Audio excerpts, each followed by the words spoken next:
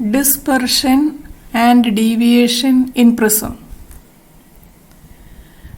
What is the deviation of rays in prism?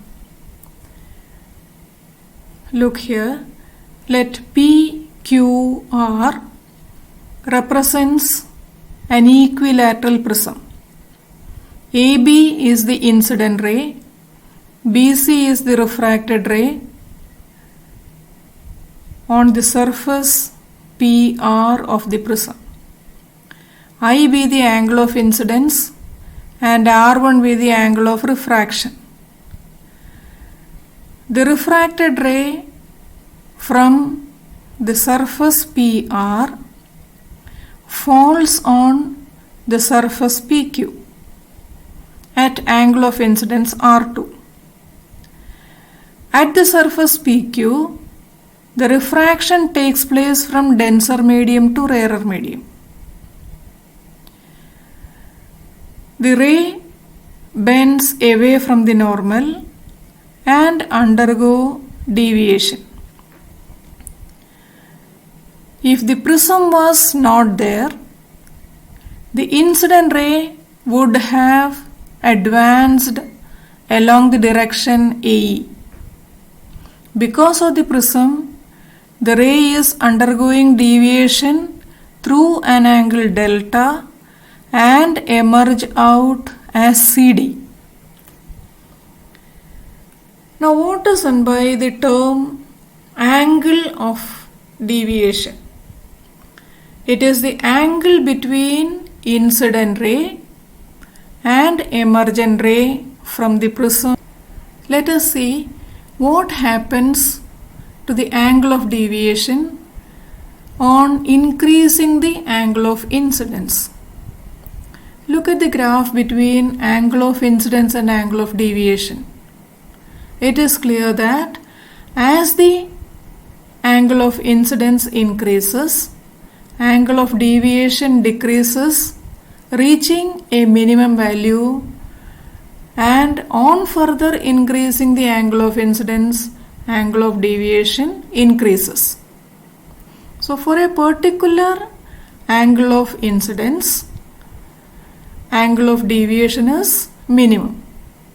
That is called angle of minimum deviation. When the angle of deviation is minimum, the refracted ray through the prism will be parallel to the base of the prism. Also, the angle of incidence will be equal to angle of emergence.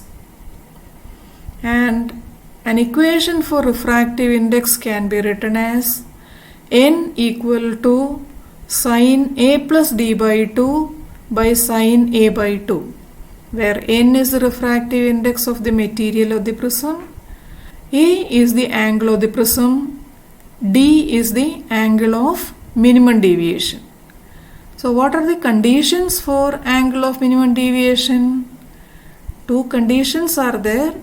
One is refracted ray is parallel to the base of the prism and angle of incidence equal to angle of emergence.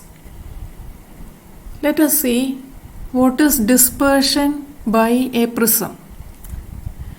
The phenomenon of splitting of white light into its component colors is known as dispersion. The pattern of color components of light is called spectrum of light. Look at this diagram. A beam of white light falls on one side of the prism. The refracted ray consists of many colors: violet, indigo, blue, green, yellow, orange, red. The deviation of violet is maximum and that for red is minimum. Delta V is larger than delta R. Similarly, the refractive index for violet is larger than refractive index of red. Thick lenses could be assumed as made of many prisms. Therefore, thick lenses show chromatic aberration due to dispersion of light. What is meant by chromatic aberration? Those rays which passes away from the principal axis of the lens after refraction will not converge at a single point. Hence, the image formed will be colored and not sharp. This defect is called chromatic aberration. This happens because the refractive indices of various colors are different. Next, let us see what is recombination of colors in prisms. These are the two equilateral prisms. A ray of white light or a beam of white light falls on one of the prism. The beam is undergoing dispersion and deviation, due to which VIBGYOR can be seen, and these colors are allowed to fall on the other side of the prism, which is inverted. The colors still further undergo deviations, and finally they combine to form white light, which comes out of the combination of two prisms. This was the experiment done by Sir Isaac Newton.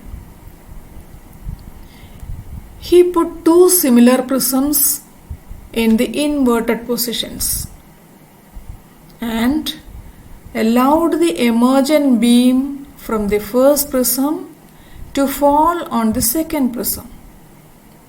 The resulting emergent beam was found to be white light. What may be the reason? This is because the first prism splits white light into its component colors due to dispersion, while the inverted prism recombines them to produce white light. The beam is a combination of many rays of light. Each ray splits into its component colors when it enters the glass prism. When those colored rays come out of the prism, on the other side they again produce a white beam.